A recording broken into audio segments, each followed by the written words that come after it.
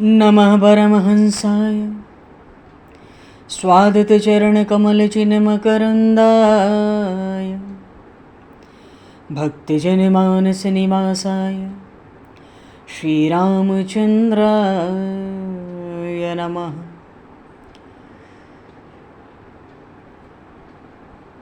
वंशीविभूषितकरान्नवनीरदाभात् पीताम्बरादरुणबिम्बफलाधरोष्ठात् पूर्णेन्दुसुन्दरमुखादरविन्दनेत्रात् कृष्णात् परं किमपि तत्त्वमहं न जाने। वागीशायस्य वदने लक्ष्मीर्यस्य च वक्षसि यस्तास्ते हृदये संविततं नरसिंहम् अहं भजे। विश्वसर्गविसर्गादि नवलक्षणलक्षितं श्रीकृष्णाख्यं परमधाम जगद्धाम नमामि तत्। गङ्गातरङ्गरमणीयं जटाकलापं गौरीनिरन्तरविभूषितं वामभागं नारायणप्रियं अनङ्गमदापहारं वाराणसीपुरपतिं भज विश्वनाथम्।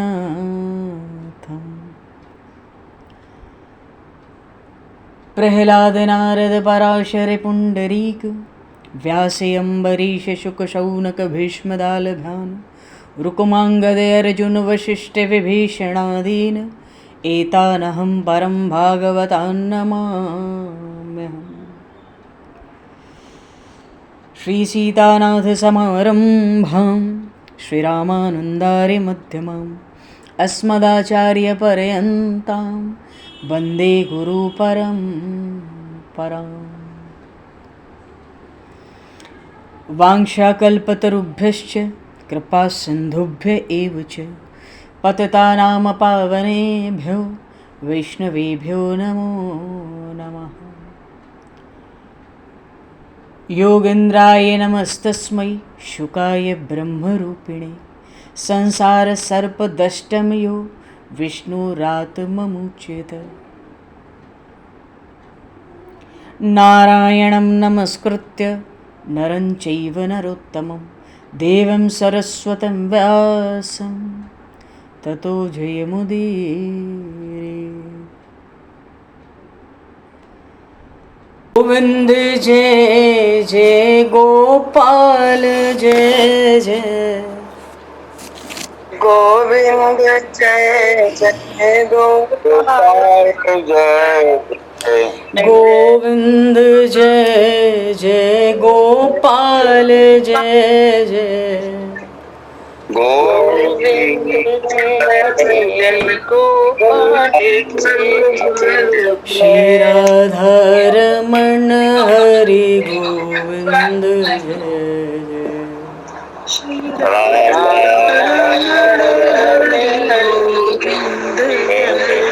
श्री राधारमण हरि गोविंद जय।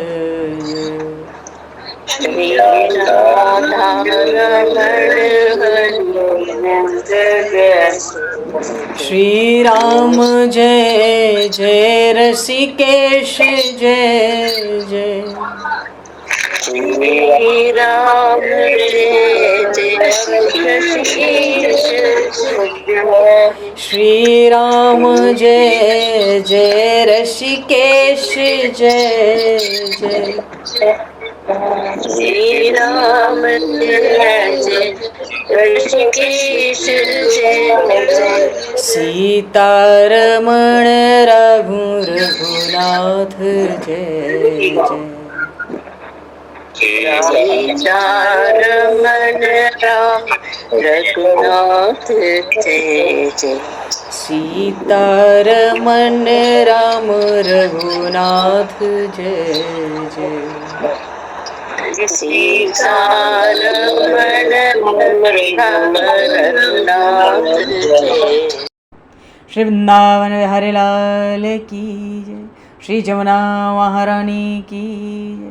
श्री गिरिराज महाराज की जय, श्री गिरिराज धरणे की जय, समस्त गौवंश की जय, 84 कोस ब्रजमंडल धाम की जय, श्री वेदव्यास जी महाराज की जय, श्री सुखदेव जी महाराज की जय, श्री शुत शौनक आदि ऋषियों की जय, श्री सद्गुरुदेव भगवान की जय, सब संतन की जय, सब भक्तन की जय, समस्त वैष्णवन की जय, समस्त पूर्वाचार्य चरणन की जय, समस्त संप्रदाचार्यन की जय, श्री सद्गुरुदेव भगवान की जय।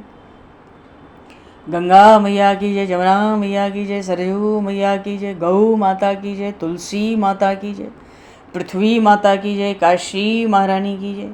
जय जय श्री सीताराम, जय जय श्री राधेश्याम।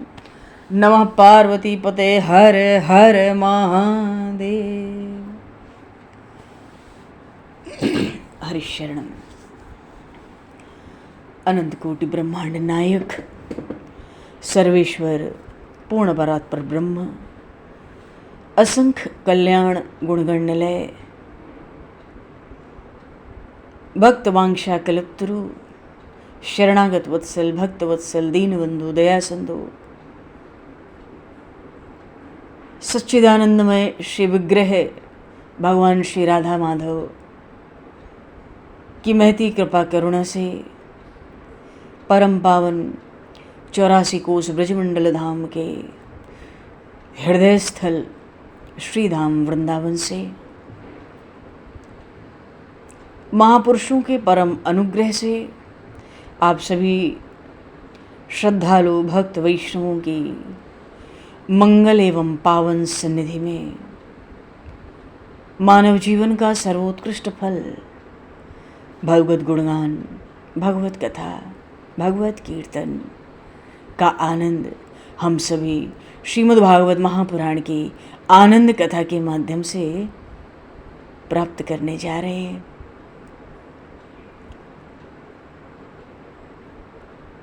सर्वप्रथम आप सभी भक्तजनों के श्री चरणों में भगवत भाव से सादर वंदन, सादर नमन। आप सभी को यथा योग्य जय सिया राम, जय जय श्री राधे, हरि शरणम। जय हो, जय जय श्री राधे, सभी को जय सिया राम, जय हो भगवान, जय हो श्री राधे, श्री राधे, जय जय जय जय। कासाय वस्त्रं मणिहारभूषितं सिंहासनस्थं श्रितभक्तव्यापितम् अनाथनाथं करवीरवासनं श्रीकृष्ण गोविंद शरणं प्रपद्ये। श्रीकृष्ण गोविंद मनसा स्मरामि। पूर्व प्रसंग में भगवान श्री बालकृष्ण लाल ने रास लीला संपन्न की। सभी गोकुल की वृद्ध गोपियों के संग, सभी गौओं के संग, अपने ग्वाल सखाओं के संग ब्रह्मा जी बछड़े ले गए, ग्वालवाल ले गए, ब्रह्मलोक में बिठा दिया। पर 1 वर्ष तक श्री कृष्ण ग्वालवाल भी बने। ब्रज के सब ग्वालवाल, एक एक बालक आज श्री कृष्ण है। दिखता बालक है पर प्रत्यक्ष परमात्मा है। परमानंद का दान कर रहा है गोकुल में। जितनी गौएं हैं उनके सब बछड़े श्री कृष्ण बने। उनकी लटकी, उनकी कमरे, सब कुछ श्री कृष्ण है। आज इन वृद्ध गोपियों को बड़ा आनंद आ रहा है, सीधे परमात्मा श्री कृष्ण से जो मिलती है। उनके बालक तो ब्रह्मलोक में है। इन वृद्ध गोपियों की श्री कृष्ण मिलन की तीव्र भावना थी, इसलिए बालकों के स्वरूप में श्री कृष्ण उनके घर आए। एक एक गोपी से मिलते हैं, वृद्ध गोपी से, और एक एक का मनोरथ सफल करते हैं। आज गोकुल के हर घर में आनंद है। अभी तक तो यशोदा मैया के पास जाके मंगला दर्शन करती, अब तो नित्य ही श्री कृष्ण है। गायों को भी अत्यंत आनंद, हर बछड़े के स्वरूप में श्री कृष्ण ही घर आए हैं। गायों का भी ब्रह्म संबंध हुआ। देखो, ज्ञानी पुरुष जो होते हैं वो अपने आत्म स्वरूप में रमण करते हैं, विहार करते हैं। ये जो लीला है अघासुर वध के बाद की, बड़े ही तन्मयता से सुखदेव जी ने कहा, क्या बात पूछी है। हमें तो अपने श्री कृष्ण के, अपने इष्ट देव की महान उदारता का स्मरण हो रहा है। इतनी उदारता, 1 वर्ष तक ब्रज में सब ग्वाल बाल और सब बछड़े बनकर स्वयं श्री कृष्ण रहे। कोई ऐसी उदारता देखने सुनने को नहीं मिल सकती। तो ज्ञानी पुरुष तो आत्म तत्व में रमण करते हैं। वेदांत का विवर्तवाद और वैष्णवाचार्यों का ब्रह्म परिणामवाद, दोनों का समन्वय है इस लीला में। वेदांतियों का विवर्तवाद और वैष्णवाचार्यों का परिणामवाद। भागवत में इन दोनों वादों का समन्वय है। वेदांत का ऐसा कहना है कि ब्रह्म तत्व सत्य है, सभी में ब्रह्म ही सत्य है। माया के कारण ये संसार चित्र विचित्र दिखाई देता है। ज्ञानी ऐसा मानते हैं जो दिख रहा है वो ब्रह्म नहीं है, वो माया से दिख रहा है। जो नहीं दिख रहा है वो ब्रह्म है। ये ज्ञानियों का वेदांत है, वेदांत का सिद्धांत है। इसको विवर्तवाद कहते हैं। जो दिख रहा है वो माया के कारण, पर हकीकत क्या है, सत्य तत्व क्या है, ब्रह्म ही सत्य है। पर तो आज माया के कारण जो चित्र विचित्र दिख भी रहा है वो भी आज ब्रह्म ही तो है। ज्ञानी मानते हैं कि उन परमात्मा के सहारे ये संसार दिखता है, क्योंकि संसार उनकी माया है। परमात्मा के आश्रय के बिना माया रह नहीं सकती। जैसे सिनेमा देखने जाते हैं तो सिनेमा के पर्दे पर अनेक चित्र आते हैं। कभी जोरदार बरसात हो रही है, कभी समुद्र उछल रहा है। चित्र में भले ही दिखाई दे, पर पर्दे पर हाथ लगाओगे तो एक सूत भी नहीं भीगता, है ना। ज्ञानी मानते हैं ब्रह्म एक सच्चा आधार है, सहारा है। ब्रह्म में माया के कारण संसार दिखता है, ये ज्ञानी मानते हैं। लकड़ी लकड़ी दिखेगी, बछड़ा बछड़ा दिखेगा, पर भैया माया के कारण भले विविधता दिखती हो, ये जो अनेकता दिखती है, ये जो विविधता दिखती है, यही तो अविद्या है, अज्ञान है। इसी को जो संसार में कुछ भी दिखता है, ज्ञानी महापुरुष इसको माया का भंवर कहते हैं। पर वैष्णव आचार्यों की बात अलग है। वैष्णव आचार्य, भक्ति के जो आचार्य गण हैं, वो तो कहते हैं अजी ये जगत तो ब्रह्म का परिणाम है। परिणाम का अर्थ है ब्रह्म ही इस प्रकार से जगत में व्याप्त है।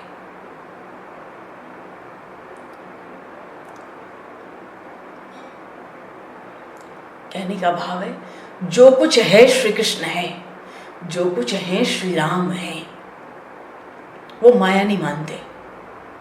वैष्णव आचार्य जो दिखता है उसको माया का भंवर या झूठा नहीं मानते। कहते हैं ये हमारे भगवान की लीला है। जो भगवान ने ही इतने स्वरूप ब्रह्म ने ही धारण किए हैं, वही सब जगह दिखाई देता है। श्री कृष्ण ही अनेकों रूपों में दर्शन देते हैं। अजी श्री सुखदेव जी महाराज वर्णन करते हैं, ये जो लीला हुई 1 वर्ष तक चलती रही है। किसी को वास्तविक बात की खबर ही नहीं पड़ी कि ये सारे ग्वाल सखा और सारे बछड़े साक्षात श्री कृष्ण हैं, जिन श्री कृष्ण का यशोदा के घर जाकर दर्शन लाभ करते थे। श्री कृष्ण ही अनेक बछड़ों के स्वरूप में, अनेक ग्वाल बालों के स्वरूप में स्वयं अपने स्वरूप के साथ क्रीड़ा करते हैं। दिन भर बछड़ा लेकर चराने जाते हैं, शाम को आते हैं, तो उनमें श्री कृष्ण को छोड़ के आज तो कोई बाल सखा नहीं, कोई बछड़ा नहीं। लकुटी भी वही, कमरी भी वही, बछड़े भी वही, ग्वाल सखा भी वही। स्वयं अपने साथ वो ब्रह्म क्रीड़ा कर रहा है। अहम बहुश्यामी, ये प्रत्यक्ष लीला हो रही है। ज्ञानी बड़े गदगद हो रहे हैं इस लीला को देखकर। अहम बहुश्यामी, कह लो अहम ब्रह्मास्मि, सब कुछ श्री कृष्ण है।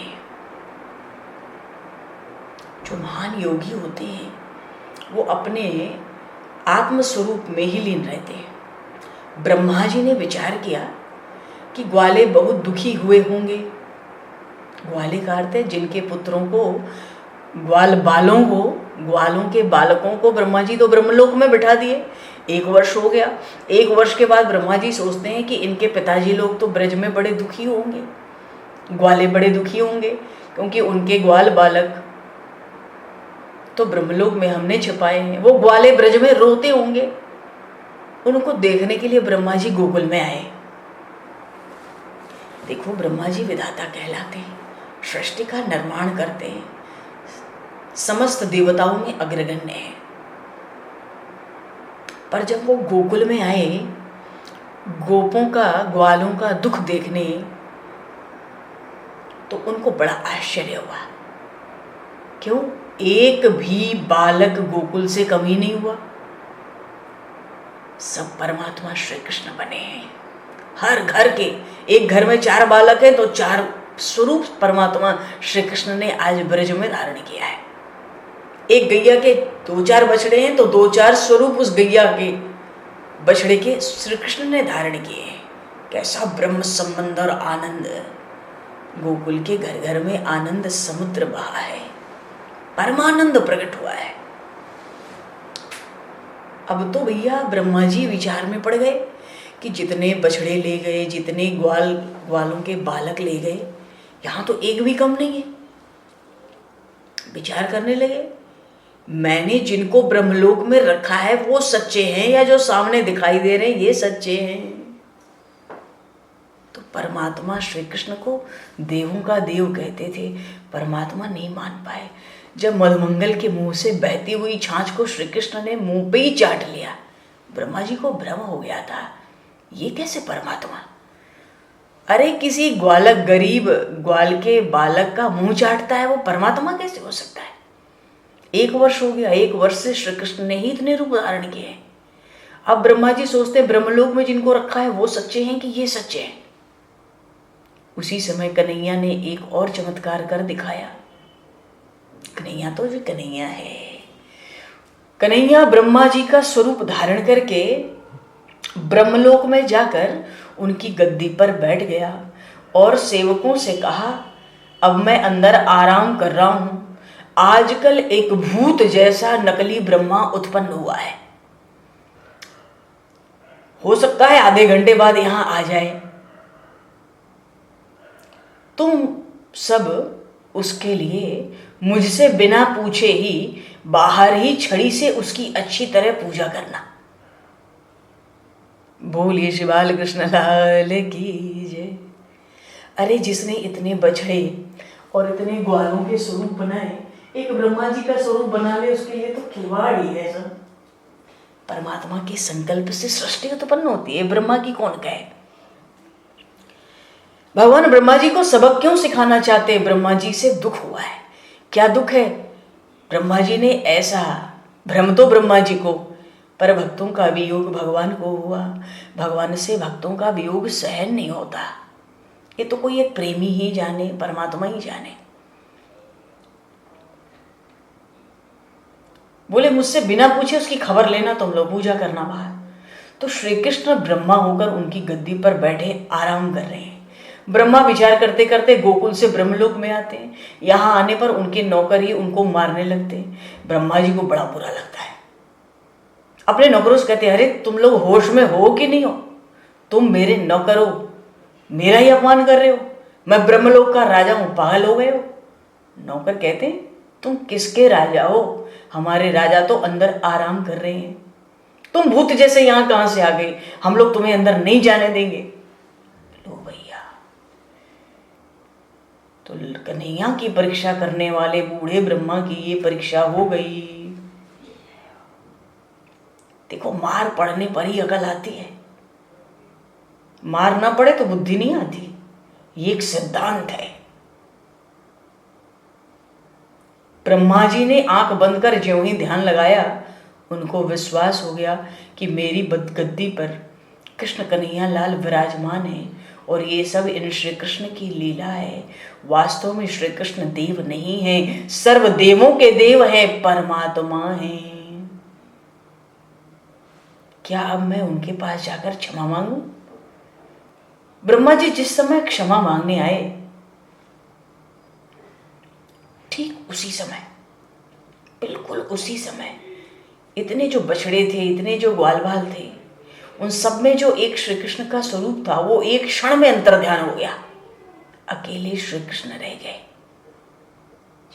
और ऐसा नाटक किया मानो उनको डर लग रहा है। उस समय श्री कृष्ण रोते जा रहे हैं, बछड़ों और ग्वाल सखाओं मित्रों को ढूंढ रहे हैं और ब्रह्मा जी के सामने रोते रोते जा रहे हैं। कहते हैं, हे मधुमंगल, हे मनसुखा, हे श्रीरामा, तुम सब मुझे छोड़कर कहाँ चले गए हो? मुझे अकेले बहुत डर लग रहा है। लीला करने लगे। ब्रह्मा जी तो ध्यान लगाकर सब देख ही चुके थे और समझ ही चुके हैं कि ये पूर्ण ब्रह्म परमात्मा है। तो ब्रह्मा जी ने तुरंत रोते हुए श्री कृष्ण को अकेले देखकर हाथ जोड़ा और कहा, महाराज, किसी को तुम्हारे जैसा नाटक करना नहीं आएगा। मैं तुम्हारे चरणों में पड़कर क्षमा मांगता हूं। आप मुझे ये कैसा स्वरूप दिखा रहे हो? देखो, रोना ये तो माया का धर्म है। श्री कृष्ण में माया का धर्म दिखलाई भले ही पड़े, किंतु श्री राम श्री कृष्ण माया रहित शुद्ध ब्रह्म है, आनंदमय है। अरे, जैसे सूर्य के पास अंधकार नहीं टिक सकता, नहीं जा सकता, वैसे ही ब्रह्म के पास माया जा ही नहीं सकती। तो राम और कृष्ण रोएंगे क्या? उस माया का उनको स्पर्श नहीं है। अजीबो निरंजन कहलाते हैं, मायापति, माया के स्वामी। हाँ, कदाचित श्री राम श्री कृष्ण किसी लीला में रोए भी तो वे अपने स्वरूप में स्थिर होकर ही लीला करते हैं। स्वरूप में स्थित होकर लीला करने का क्या अर्थ है? मान लो कोई नाटक है, किसी नाटक में कोई राजा भिखारी का वेश धारण करके भीख मांगने जाए और भीख न मिले, रोने लगे उस नाटक में। राजा भिखारी बना है तो राजा को तो पता ही है कि मैं राजा हूं, भिखारी बना हूं, भीख नहीं मिली तो रो भी रहा हूं, पर अंदर से तो उसको पता है ना कि मैं राजा हूं। ऐसे ही परमात्मा श्री राम श्री कृष्ण आनंदमय है, भले ही वे रोते हुए दिखाई दें। रामायण में वर्णन आया बालकांड में, जब रावण श्री जानकी जी का हरण करके ले गया, तब श्री राम जानकी जी को खोजने निकल पड़े। तो जब लंका में राम जी का स्मरण करके श्री जानकी जी रोती लंका में, तब भगवान श्री रामचंद्र भी ऐसा नाटक करते कि सीता के वियोग में मुझे बहुत दुख है। यदि कभी भक्त भगवान के वियोग में रोने लगे तो भगवान भी कभी कभी ऐसी लीला करते हैं कि मुझे भक्त का वियोग सहन नहीं होता। श्री जानकी जी के वियोग में राम जी रोते हैं और रोता हुआ लक्ष्मण जी देखते हैं तो समझाते हैं, बड़े भाई आप रोए नहीं, सीता जी मिल जाएंगी, मिलेंगी। राम जी कहते हैं, अरे खूब खेल खेला, रामावतार में भी ये रोने वाला खूब खेल हुआ। वो तो जगह जगह कहते हैं, मेरी सीता कहाँ है? वृक्ष से पूछते हैं, सीता कहाँ है?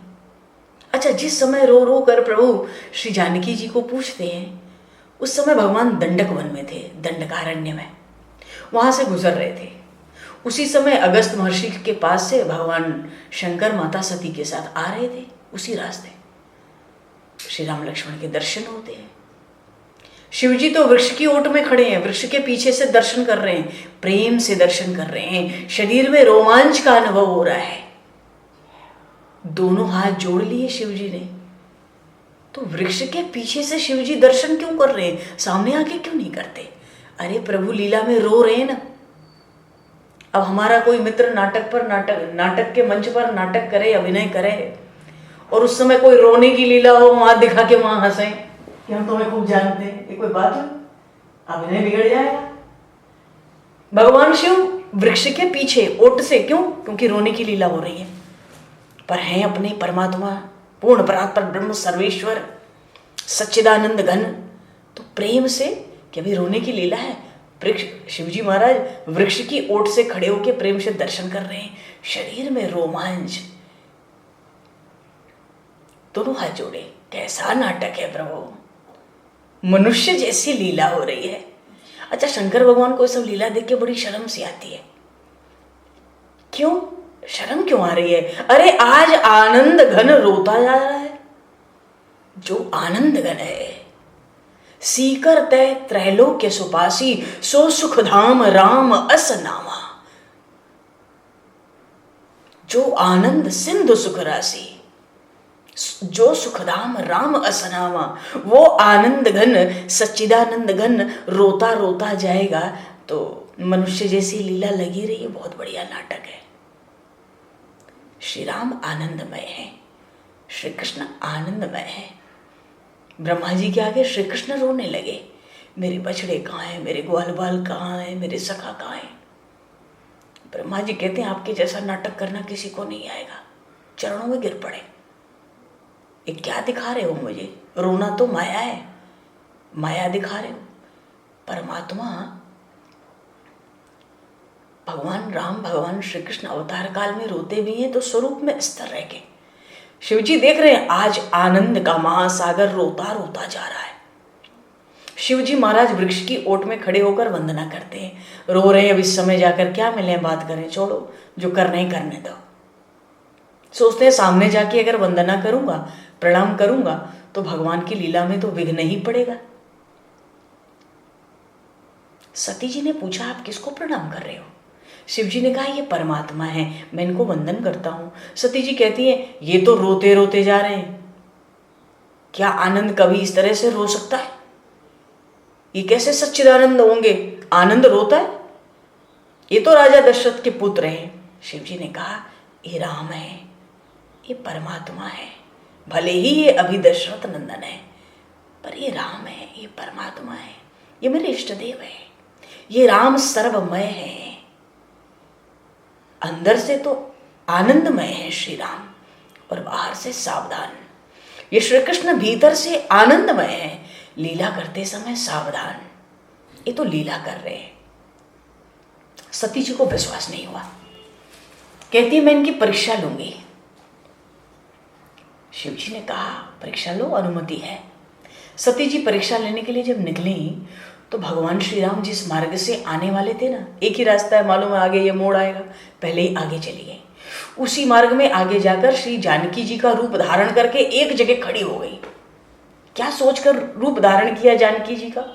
सती जी सोचती हैं कि राम जब सीता का स्वरूप देखेंगे तो एकदम प्रसन्न हो जाएंगे। मिल गई जानकी, मिल गई जानकी, मिल गई, प्रसन्न हो जाएंगे राम।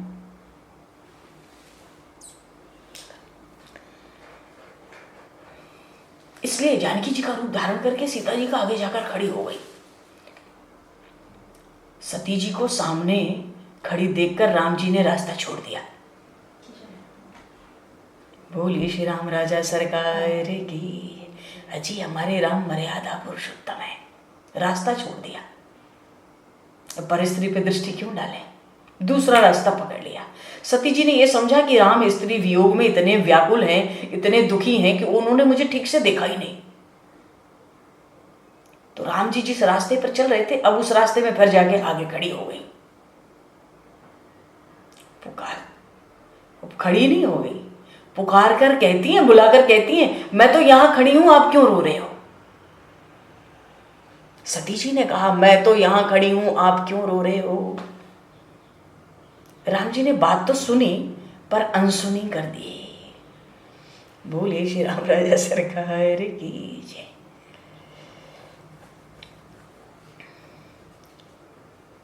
मैं यहां खड़ी हूं, आप क्यों रो रहे हो?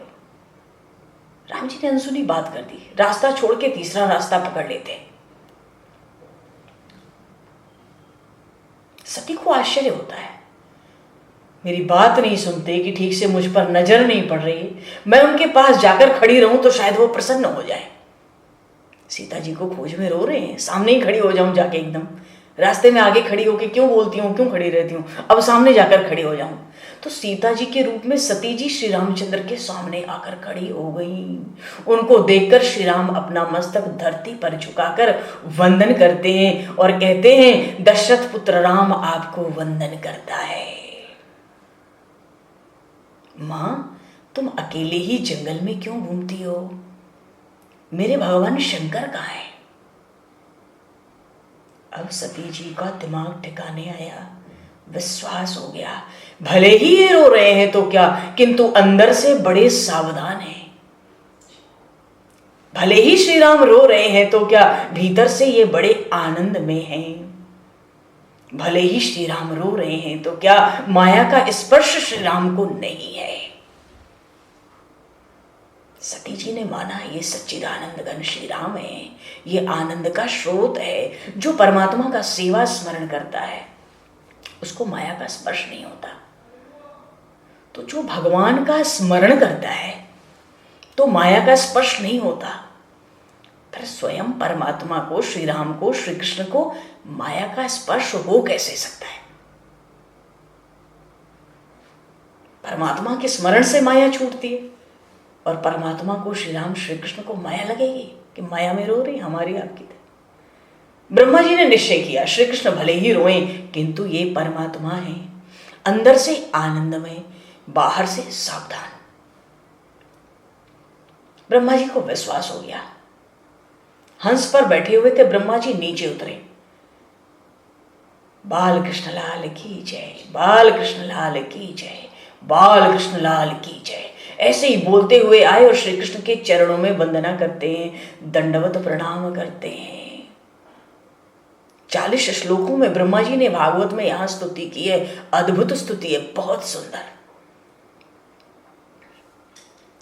नौमिड्य तेभ्रवपशे तडिदंबराय गुंजावतंस परिपिक्षल सन्मुखाय वन्यस स्त्रजे कवल वेत्र विषाण वेणु लक्ष्मश्रिये मृदुपदे पशुपांग जाया।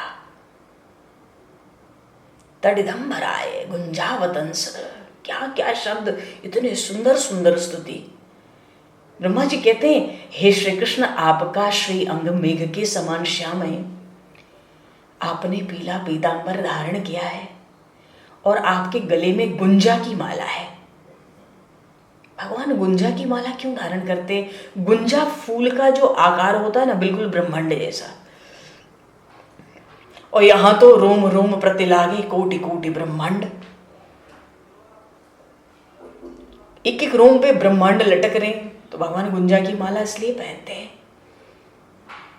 कि भक्तों को मालूम रहे, मैं वही विराट पुरुष हूं जिसके रोम रोम पर ब्रह्मांड लटक रहे। कम से कम गुंजा के फूल में माला में जितने फूल हैं वो ब्रह्मांड जैसे दिख तो रहे। श्री कृष्ण अनंत कोटि ब्रह्मांड के नायक जो ठहरे, उन्होंने ब्रह्मा जी को बताया, तुम तो एक ही ब्रह्मांड के ब्रह्मा हो और जिस ब्रह्मांड के तुम ब्रह्मा हो। जब श्री कृष्ण समझ गए कि ये परमात्मा का स्वरूप ध्यान करके पकड़ चुके हैं हमें, ये मेरे स्वरूप को पहचान गए, तो जिस तरह ब्रह्मा जी ने बात की, फिर भगवान ने भी वैसे ही उनसे बात की। उसी तरह ब्रह्मा जी कहते हैं, श्री कृष्ण आप अनंत कोटि ब्रह्मांड के नायक हैं। तो भगवान ने भी कहा, तुम तो एक ब्रह्मा हो, एक ब्रह्मांड के एक ब्रह्मा हो। ऐसे अनेक ब्रह्मांड मेरे श्री अंग में विलास करते हैं। विलास का अर्थ क्या समझे? जैसे धूप आती है ना, तो धूल के कण कैसे दिखते हैं धूप में। हमारे कमरे में अगर सूर्य की किरणें आए तो जो अणु परमाणु होते हैं कमरे में, वो कैसे सूर्य की किरणों में दिखते हैं, उड़ते हुए, बिल्कुल भरा हुआ। भगवान कहते हैं, मेरे तो रोम रोम में अनेकों ब्रह्मांडों का विलास है। अरे वे अनंत कोटि ब्रह्मांड के नायक हैं, इसलिए उनके गले में गुंजा की माला धारण उन्होंने की है। मस्तक पर मोर वृक्ष का मुकुट है, क्योंकि कन्हैया को मोर बहुत पसंद आता है। मोर में अनेक गुण हैं। वह दूसरे के दुख से दुखी होता है और सुख से सुखी होता है। पहली बात, अधिक गर्मी पड़े, सब कुछ सूख जाए तो मोर को मरने के समान दुख होता है। आकाश में बादल गड़गड़ाने लगे तो अत्यंत आनंद में नाचता है। उसकी आंखों से प्रेम के मारे आनंद के आंसू जब प्रवाहित होते हैं तो मोरनी उसको पी जाती है, उससे वो सगर्भा बन जाती है। मानो मोर ने काम सुख का त्याग किया है, और जिसने भी काम सुख का त्याग किया है उसे श्री कृष्ण अपने मस्तक पर स्थान देते हैं। बोलिए श्री बाल कृष्ण लाल की जय। गुंजा की माला, मस्तक पर मोर मुकुट। ब्रह्मा जी कहते हैं उत्क्षेपणम गर्भगस्ते पादयो किम कल्पते मातुर धोक्ष जागसे किमस्तिनास दिव्यपदेश विभूषितम तवास्ति कुक्षे कियदपन्यनन्तः। ब्रह्मा जी कह रहे हैं क्योंकि भूल हुई है, माफी मांग रहे हैं, क्षमा चाहते हैं। कहते हैं श्री कृष्ण परमात्मा से कि माँ के पेट में निवास करने वाला बालक यदि अज्ञान में अपनी माँ को पेट के भीतर से लात मारे तो माँ क्षमा कर देती है। मैं आपकी लीला से विमोहित हो गया था, आपकी लीला का पार भला कौन पा सकता है। को वेत्ति भुवन, 10वें अध्याय का 14वां, 10वें स्कंद का 14वां अध्याय है।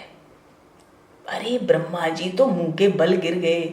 40 श्लोकों में स्तुति करते करते ब्रह्मा जी कहते हैं ये बताओ को वेत्ति भुवन भगवन परात्मन योगेश्वरोतिर भवतस्त्रिलोक्याम को वा कथम वा कति वा कदेति विस्तारयन क्रीडसि योग मायाम। को वा कथम वा कति वा कदेति को वेत्ति भुवन भगवन परात्मन। श्री कृष्ण की लीला ही उनकी बहुत बड़ी कृपा है। भगवान अवतार लेते हैं हम जीवों पे कल्याण करने के लिए, कृपा करने के लिए। जीव सहज ही उन लीला चरित्रों को गा गा कर सहज ही भवसागर से पार हो जाते हैं। श्री कृष्ण में आनंद है, इसलिए उनको सुख भोगने की इच्छा होती नहीं। श्री कृष्ण को कोई स्वार्थ भी नहीं होता। परमात्मा जो कोई काम करता है वो हमारे लिए ही करता है। ये जीव ईश्वर का है, परमात्मा का होते हुए भी जीव अपने को तो भूल गया। जीव ऐसा मानता है कि मैं ही स्त्री हूं, मैं ही पुरुष हूं। जगत से संबंध हमारा कच्चा है। केवल श्री परमात्मा श्री कृष्ण श्री राम के साथ ही संबंध सच्चा स्थापित हो सकता है, वही संबंध सच्चा है। जीव भगवान का होने पर भी संसार में उलझ गया है। तो जीव का अपनी ओर आकर्षण कर ले, इसलिए परमात्मा लीला करते हैं, अवतार लेते हैं। क्योंकि परमात्मा का होकर भी जीवात्मा परमात्मा का होकर भी उनको भूल गया है, संसार में भटक रहा है, 84 लाख योनियों में धक्के खा रहा है। परमात्मा सोचते हैं इस अपने अंश जीव का कैसे मैं आकर्षण करूं। परमात्मा लीला करके उसका आकर्षण करते हैं। देखो हम लोगों को भगवान की बहुत सी लीलाएं बड़ी प्यारी लगती हैं, भगवान श्री राम की, भगवान श्री कृष्ण की। भगवान ने ये लीला की ही है कि हमारा आकर्षण उनके लिए हो जाए। श्री सुखदेव जी महाराज राजर्षि परीक्षित को सावधान करते हुए कहते हैं, राजन, संसार का चिंतन करने से मन विषयों में जाता है। श्री कृष्ण लीला में एक ऐसी दिव्य शक्ति है कि श्री कृष्ण की कथा सुनते ही अनायास हमारा मन संसार को भूल जाता है। भैया मुक्ति तो मन को मिलती है, आत्मा को मुक्ति तो मिलती नहीं ना। अरे आत्मा तो परमात्मा का अंश है। भला राजा के पुत्र को बांध ही कौन सकता है। हम सब राजा के ही तो बालक हैं। राजकुमार को कोई रुला नहीं सकता। और सुख और दुख की अनुभूति भी तो मन को ही है। मन संसार के विषयों में फंसता है, मन को बंधन होता है। आत्मा को क्या बंधन है।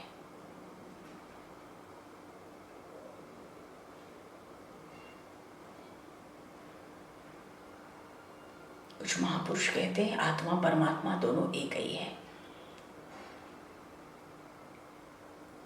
जो भेद दिखाई देता है आत्मा और परमात्मा का, वो सच्चा नहीं है, वो अज्ञान से पैदा हुआ है। अनेक साधु संत कहते हैं कि जीव ईश्वर का अंश है, परमात्मा अंशी है।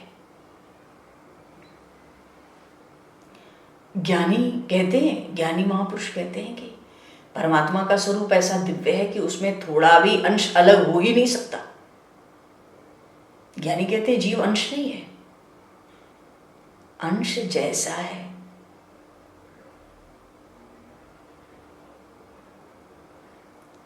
अगर हमारे पास 1 करोड़ रुपए हैं, 98 भी निकाल लें तो फिर 1 करोड़ का तो नाश हो ही जाएगा ना, वो 1 करोड़ पूरा तो बचेगा नहीं। तो ज्ञानी प्रश्न खड़ा करते हैं, जीव ईश्वर का अंश कैसे है? अंश होगा तो क्या परमात्मा कम हो गया? वो तो घटता बढ़ता नहीं, वो तो आत्म तत्व है भैया। ईश्वर, ज्ञानी कहते हैं कि जीव ईश्वर से थोड़ा भी अंश अलग हो सकता नहीं, तो जीव अंश हो नहीं सकता, जीव तो अंश जैसा है।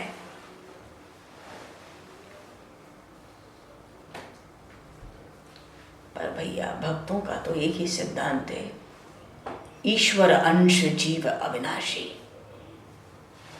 चेतन अमल सहज सुख राशि, सो माया बस भयो गोसाई, बंध्यो कीट मरकट के नाई।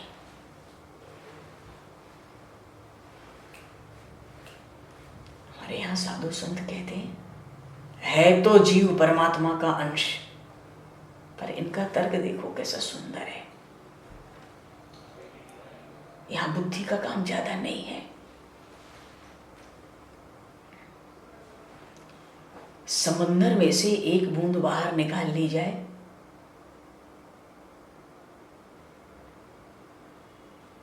तो भी समंदर का असली स्वरूप तो बना ही रहता है। जिसकी बुद्धि तर्क की कसौटी पर कसी होती है उसको वेदांत का सिद्धांत पसंद आता है, क्योंकि बुद्धि में वहां तर्क है। कहने का भाव ये नहीं है, देखो भक्ति के सब अधिकारी हैं, ज्ञान के अधिकारी सब नहीं हो सकते, इसलिए ये बात यहां कही गई है। भक्ति में पक्ष है और ज्ञान में पक्ष नहीं है, ऐसी बात बिल्कुल हो नहीं सकती भीतर। भक्ति में भी उतना ही पक्ष है, ज्ञान में भी उतना ही पक्ष है, पर अपना मार्ग भक्ति का मार्ग है। तो जो बुद्धि, जिसकी बुद्धि तर्क की कसौटी पर कसी होती है, उसको वेदांत का सिद्धांत पसंद आता है। जिसकी बुद्धि भावना प्रधान होती है उसको वैष्णव सिद्धांत पसंद होता है, उसको भक्तों का प्रेम का सिद्धांत पसंद होता है, क्योंकि उस बुद्धि में तर्क की प्रधानता नहीं, भावना की, भाव की प्रधानता है। और कोई भी सिद्धांत हो भाई, जीव को बंधन में बताया गया नहीं है। चाहे हम जीव को ईश्वर का अंश माने या उसको परमात्मा का स्वरूप माने। वैष्णव तो कहते हैं सब कुछ परमात्मा ही है, भक्त कहते हैं सब कुछ भगवान ही है। ये भाई देखो, जो सिंह का बालक है वो सिंह ही तो होगा, जो परमात्मा का पुत्र है उसको कौन बांध सकता है? जो राजा का बालक है उसको कौन रुला सकता है? ये जीव अज्ञान के कारण ही दुखी होता है। ब्रह्मा जी कहते हैं, को वेत्ति भुवन भगवन परात्मन योगेश्वरो तिर्भवत स्त्रीलोक्याम, को वा कथम वा कथी वा कवेति विस्तारेण क्रीडस योग मायाम। ये बात ब्रह्मा जी ने कही है कि ज्ञान का मार्ग हो या प्रेम का मार्ग हो, शेर का बच्चा तो शेर ही होगा। राजा के पुत्र को कोई रुला नहीं सकता, परमात्मा के बालक को कोई बांध नहीं सकता। तो जो बंधन है, जो दुख है, वो सब अज्ञान से है और वो मन में है, आत्मा में नहीं हो सकता। आत्मा को कोई बांध नहीं सकता। ईश्वर अंश जीव अविनाशी, चेतन अमल सहज सुख राशि।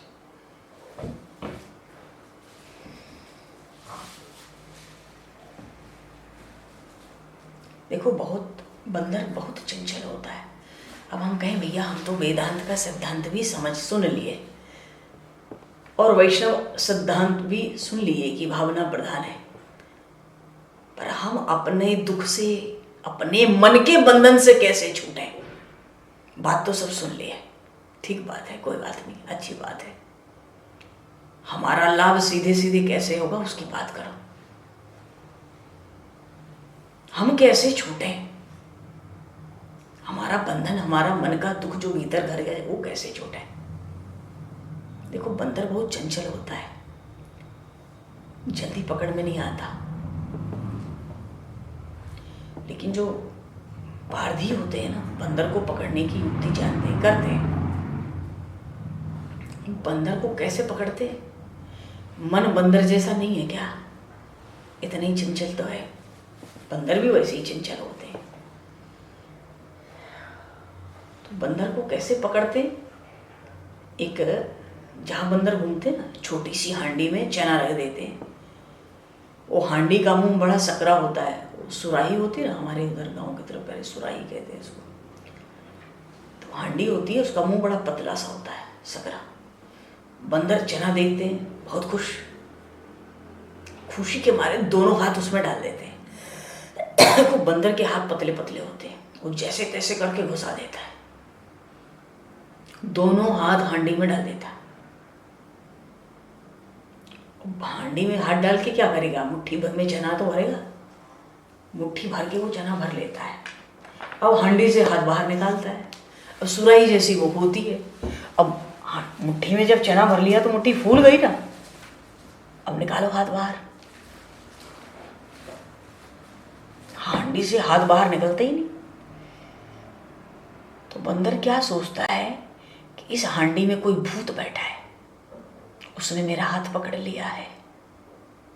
पर सच्ची बात यह है, बंदर को किसी ने नहीं पकड़ा है, हाथ में जो चना है ना, इसलिए उसका हाथ बाहर नहीं निकलता। किसी ने उसको नहीं पकड़ा है, हमने हाथ में चना पकड़ रखा है, पसंद की चीज पकड़ रखी है, जिसको देख के ही हम खुश हो जाएं। यदि बंदर चने को छोड़ दे तो हाथ बाहर निकल सकता है, पर बंदर को चना बहुत पसंद है ना, बहुत भाता है, इसलिए हाथ में आए हुए चने को छोड़ना नहीं चाहता। तो हमें भी कोई पसंद की, मन की कोई चीज हाथ लग जाए तो हम कहाँ छोड़ना चाहते? बंधन जीव का नहीं है, हमारा मन ही संसार के सुखों में उलझा है, मन विषयों में उलझा है। इसलिए जीव अज्ञान के कारण समझता है मैं बंधा हूं। बंधन तो केवल मन का है, आत्मा हो नहीं सकता।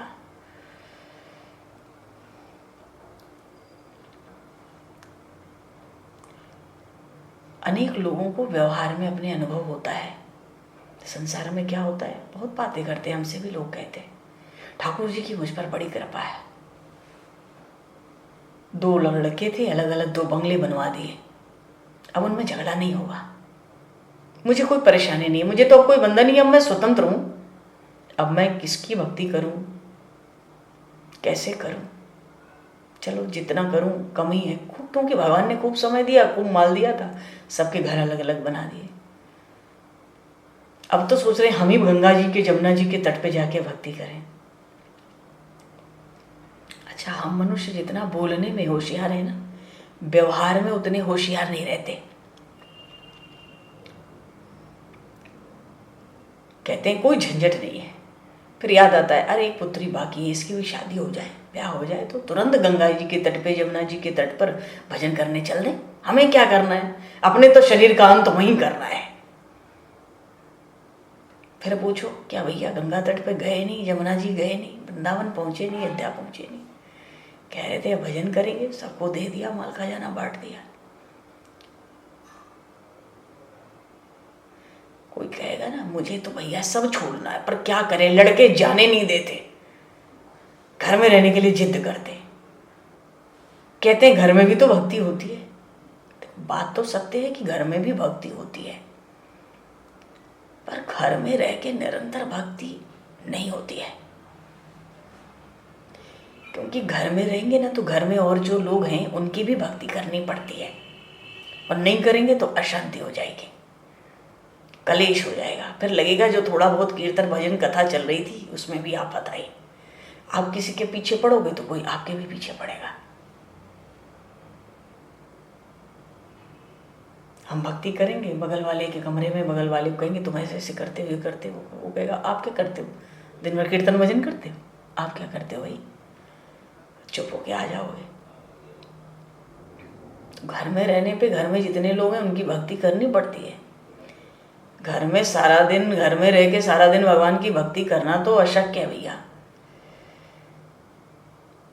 बूढ़े लोग कहते हैं लड़के मना करते हैं ना, इसलिए मैं बाहर जाकर भक्ति नहीं करता, घर में ही करता हूँ। बात यह है उसको घर छोड़ने की खुद इच्छा नहीं है। लड़कों को तो बेकार अभ्यास दे रहा है। अच्छा यमराज आ जाए, घर पकड़ के आ जाए यमराज का वारंट, क्या करेंगे भाई, कैसे रोक लोगे? तब कहोगे क्या कि लड़के जाने नहीं देते, बाद में आना। अरे उस समय तो यमदूत धक्का मार कर ले जाएंगे। एक दिन सब कुछ छोड़ना पड़ेगा ही। जब विवश होकर छोड़ना पड़ता है ना तो बड़ी तकलीफ होती है। इसलिए मनुष्य सोच समझकर बुद्धि विवेक से पहले ही सब छोड़ देना, बड़ा सुख मिलता है। सब छोड़ने का अर्थ ये नहीं कि घर छोड़ना है, अपने भीतर से सब छोड़ देना है, सबको छोड़ देना। क्या भाई, किसी के बिना कोई काम तो रुका नहीं है, न किसी ने किसी को बांधा है। बंधन तो मन का है। हमारा मन लगा है तभी तो बंधन है, हमारा मन हटा तो फिर कौन सा बंधन है।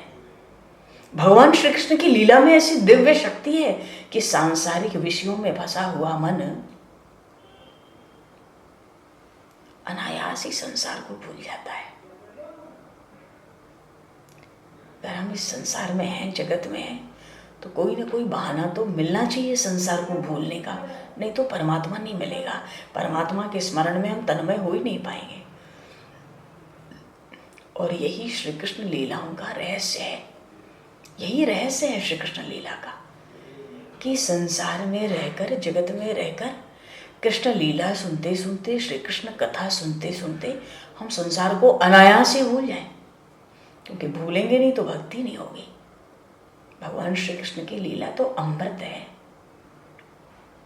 मनुष्य अगर स्वर्ग का अमृत पी ले तो अमर नहीं बनता। अगर हम स्वर्ग का अमृत पी ले ना तो विकार वासना की ही वृद्धि होगी। और अगर हम श्री कृष्ण कथामृत का पान करें, देखो सुखदेव जी महाराज कह रहे हैं, ब्रह्मा जी स्तुति कर रहे हैं, को वेत्ति भुवन भगवत परात्पन। अरे ऐसा कौन है जिसको आपकी कथाओं में प्रेम न हो? वो पाषाण है, वो जीव कहलाने योग्य नहीं है। भगवान श्री कृष्ण की लीलाओं का यही रहस्य है। लीला कथा सुनते सुनते श्री राम श्री कृष्ण की जगत भूल जाता है। अमृत के समान लीलाएं हैं। तब कथा अमृतम तप्त जीवनम। अमृत है। स्वर्ग का अमृत पी के विकार है बढ़ेगा, वासनाएं बढ़ेंगी, कामनाएं बढ़ेंगी। पर भगवान श्री कृष्ण का कथामृत का पान करके ब्रह्मा जी कहते हैं, हे प्रभु आप में प्रेम जगता है, धीरे धीरे मनुष्य की भी वासना मिट जाती है, नष्ट हो जाती है। अगर हम स्वर्ग का अमृत पी लें ना तो हमारे पुण्य का नाश हो जाएगा। लेकिन कथा का अमृत पान करें तो पापों का नाश हो जाएगा। तो कथा का अमृत पीना है कि स्वर्ग का अमृत पीना है? हम पुण्य का नाश क्यों करें? हम तो कथा रूपी अमृत पी के पापों को नष्ट करें। स्वर्ग का अमृत थोड़े समय के लिए सुख शांति देता है, कुछ समय बाद मन को अशांत बना देता है। पर हम जितने समय कथा कहते हैं, सुनते हैं, उतने समय तक संसार भूल जाते हैं।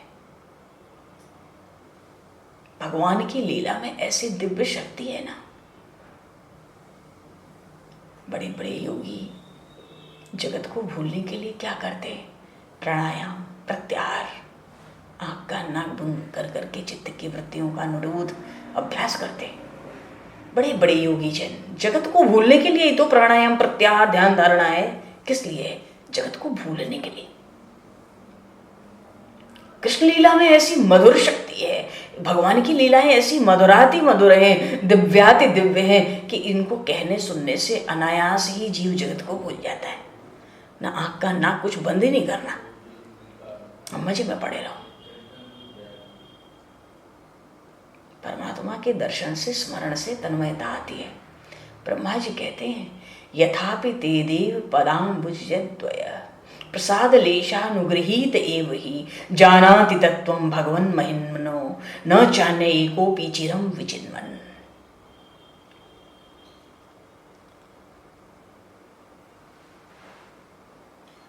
श्री कृष्ण की कृपा हो, प्रभु श्री राम की कृपा हो तो ही इन श्री कृष्ण लीला, इन राम लीलाओं का रहस्य ध्यान में आता है। भगवान श्री कृष्ण की तो सब लीलाएं बड़ी अटपटी हैं। इन लीलाओं में अनेक बार ब्रह्मादि देवता भी भ्रम में पड़ जाते हैं। भगवान श्री कृष्ण ने ब्रह्मा जी का मोह दूर किया। ब्रह्मा जी गोप बालकों को लेकर, बक्षों को लेकर ब्रह्मलोक से धरती पर आ गए। वो सब ऐसे जगह मानो उबासी ले रहे, नींद से अभी अभी उठे हैं। पूरा 1 वर्ष का समय बीत गया, पता नहीं पड़ी। श्री कृष्ण ही 1 वर्ष से सब गोप के बालक और सब गैयों के बछड़े बने हुए थे। सबको परमानंद का, विलक्षण परमानंद का, ब्रह्म संबंध का दान दिया। परीक्षित जी ने पूछा था ना कि अघासुर वध की कथा 1 साल बाद क्यों सुनाई बालकों ने अपने घरों में? वो तो रोज की कथा रोज वन की घर जाकर सुना देते थे। सुखदेव जी ने यही उसका उत्तर दिया। बालक घर आए 1 वर्ष बाद तो अघासुर का वध कहने लगे मानो आज ही अघासुर मरा हो, क्योंकि सब 1 वर्ष तक ब्रह्मलोक में रहे। बोले श्री बाल कृष्ण लाल की जय।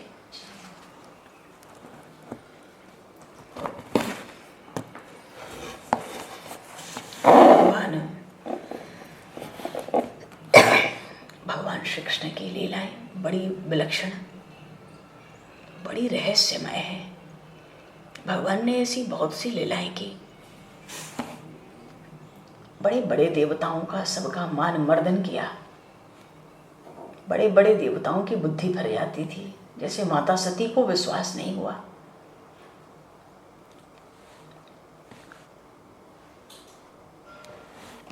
ये तो भगवान की लीलाएं ही हैं। चलो जी, बोली श्रीमद् भागवत महापुराण की जय। आगे भगवान अब बड़े होंगे।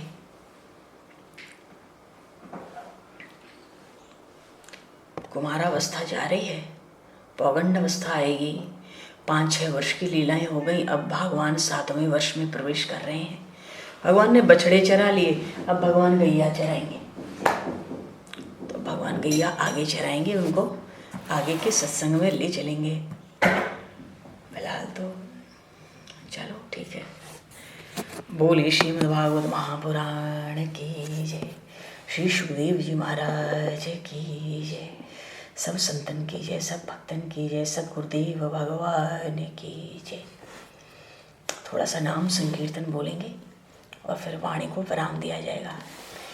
गोविंद जय जय गोपाल जय जय, गोविंद जय जय गोपाल जय जय, गोविंद जय जय राधे गोपाल जय जय, गोविंद जय जय राधे गोपाल जय जय, श्री राधा रमन हरि बोलो, श्री राधा रमण हरि गोविंद जय जय,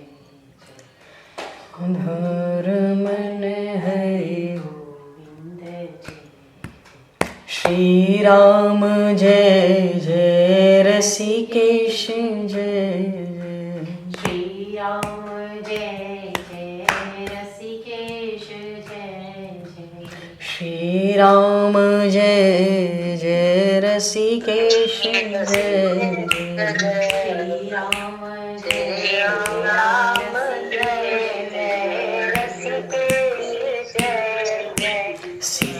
सीतारमण राम रघुनाथ जय जय सीतारमण राम रघुनाथ राधा जय जय गोपाल जय जय गोविंद जय जय गोपाल जय राधा रमन हरि गोविंद जय जय राधारमण हरि गोविंद जय राम जय जय राम जय रसिकेश जय सीतारमण राम रघुनाथ सीतारमण राम रघुनाथ गोविंद जय राधे गोपाल जय जय गोविंद जय राधे गोपाल जय जय श्री राधा राधारमण हरि गोविंद जय राधारमण हरि गोविंद जय बोलिए शिवा के बिहारी लाल की जय, श्री बालकृष्ण लाल की जय, श्री वृंदावन प्रेम धाम की जय। समय को दृष्टिगत करते हुए आज यहीं पर वाणी को विराम। वाक्य